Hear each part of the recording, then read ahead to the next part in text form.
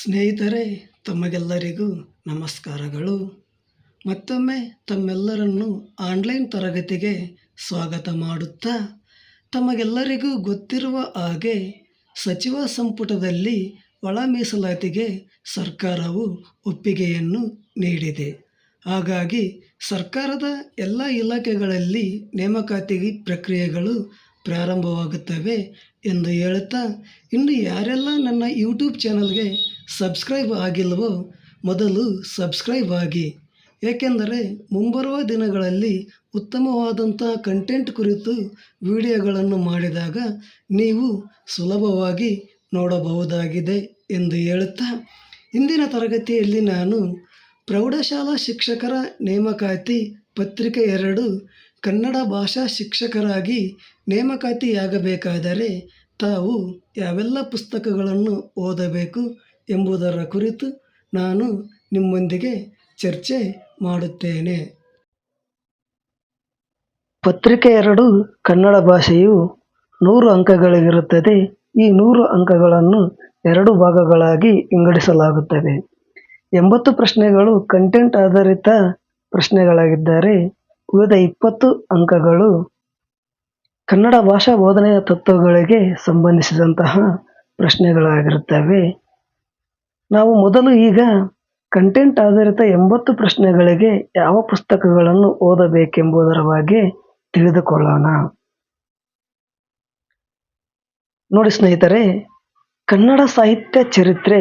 ಈ ಕನ್ನಡ ಸಾಹಿತ್ಯ ಚರಿತ್ರೆಗೆ ಯಾವ ಪುಸ್ತಕಗಳನ್ನು ಓದಿದರೆ ಪರೀಕ್ಷೆಯಲ್ಲಿ ಉತ್ತಮವಾಗಿ ಅಂಕಗಳನ್ನು ಗಳಿಸಬಹುದು ಎಂಬುದರ ಬಗ್ಗೆ ತಿಳಿಸಿಕೊಡುತ್ತೇನೆ.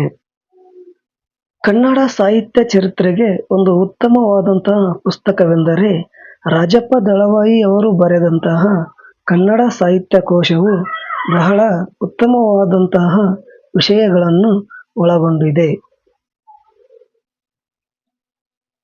ಕನ್ನಡ ಸಾಹಿತ್ಯ ಚರಿತ್ರೆಗೆ ಮತ್ತೊಂದು ಓದಬೇಕಾದ ಪುಸ್ತಕವೆಂದರೆ ಎಲ್.ಎಸ್. ಶೇಷಗಿರಿರಾವ್ ಬರೆದಂತಹ ಹೊಸಗನ್ನಡ ಸಾಹಿತ್ಯ ಚರಿತ್ರೆ. ಈ ಪುಸ್ತಕವು ಸಹ ಹಲವಾರು ವಿಷಯಗಳನ್ನು ಒಳಗೊಂಡಿದೆ. ಇದನ್ನು ಸಹ ಕನ್ನಡ ಸಾಹಿತ್ಯ ಚರಿತ್ರೆಗೆ ಓದಬೇಕು. ಹಾಗೆಯೇ ಕನ್ನಡ ಸಾಹಿತ್ಯ ಚರಿತ್ರೆಗೆ ಶ್ರೀ ಮುಗಳಿಯವರು ಬರೆದಂತಹ ಕನ್ನಡ ಸಾಹಿತ್ಯ ಚರಿತ್ರೆ, ಇದು ಸಹ ಒಂದು ಉತ್ತಮವಾದಂತಹ ಪುಸ್ತಕವಾಗಿದೆ. ಹೀಗೆ ಸ್ನೇಹಿತರೆ, ಕನ್ನಡ ಸಾಹಿತ್ಯ ಚರಿತ್ರೆಗೆ ಸಂಬಂಧಿಸಿದಂತೆ ಈ 3 ಪುಸ್ತಕಗಳನ್ನು ಓದಬೇಕು. ನಂತರ ಸ್ನೇಹಿತರೆ, ಭಾರತೀಯ ಕಾವ್ಯ ಮೀಮಾಂಸೆಗೆ ಸಂಬಂಧಿಸಿದಂತೆ ಯಾವ ಪುಸ್ತಕವನ್ನು ಓದಬೇಕೆಂದರೆ, ತೀನಂಶ್ರೀ ಕಂಠಯ್ಯನವರು ಬರೆದಂತಹ ಭಾರತೀಯ ಕಾವ್ಯ ಮೀಮಾಂಸೆ ಎನ್ನುವಂತಹ ಪುಸ್ತಕವು ಉತ್ತಮವಾದಂತಹ ಮಾಹಿತಿಯನ್ನು ಒಳಗೊಂಡು ಈ ಪುಸ್ತಕವನ್ನು ಬರೆದಿದ್ದಾರೆ.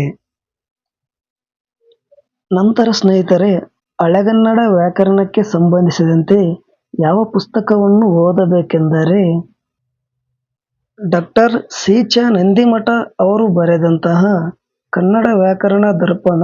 ಈ ಪುಸ್ತಕವು ಸಹ ವ್ಯಾಕರಣದ ಬಗ್ಗೆ ಸಮಗ್ರವಾದಂತಹ ಮಾಹಿತಿಯನ್ನು ಒಳಗೊಂಡಿದೆ. ಈ ಪುಸ್ತಕವನ್ನು ಓದುವುದು ಬಹಳ ಒಳ್ಳೆಯದು. ನಂತರ ಸ್ನೇಹಿತರೆ, ಛಂದಸ್ಸು ಮತ್ತು ಅಲಂಕಾರಗಳಿಗೆ ಸಂಬಂಧಿಸಿದಂತೆ ಯಾವ ಪುಸ್ತಕಗಳನ್ನು ಓದುವುದು ಒಳ್ಳೆಯದು ಎಂಬುದನ್ನು ನಾನು ಹೇಳಿಕೊಡುತ್ತೇನೆ.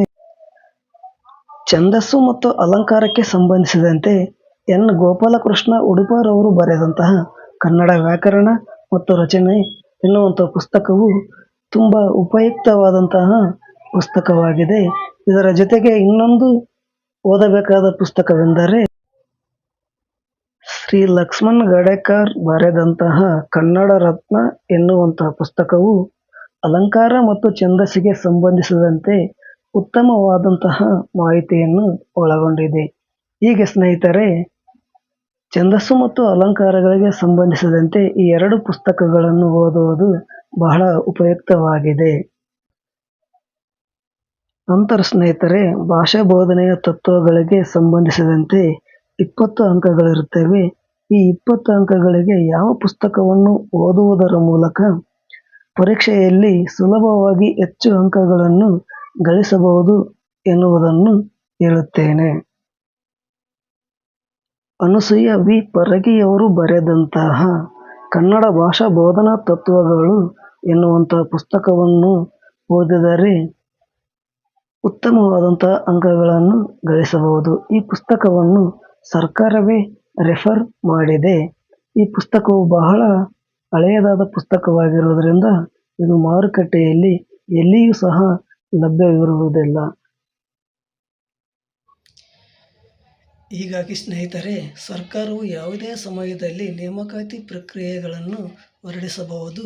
ಹಾಗಾಗಿ ನೀವು ನಿಮ್ಮ ಅಮೂಲ್ಯವಾದ ಸಮಯವನ್ನು ಹಾಳು ಮಾಡದೆ ನಿಮ್ಮ ಅಮೂಲ್ಯವಾದ ಸಮಯವನ್ನು ಓದುವುದರ ಕಡೆ ಕೊಡಿ ಎಂದು ಹೇಳುತ್ತಾ, ನಾನು ಹೇಳಿದಂತಹ ಮಾಹಿತಿಯು ನಿಮಗೆ ಇಷ್ಟವಾದರೆ ಲೈಕ್ ಮಾಡಿ, ಹಾಗೆ ಸಬ್ಸ್ಕ್ರೈಬ್ ಆಗಿ. Thank you. ಧನ್ಯವಾದಗಳು.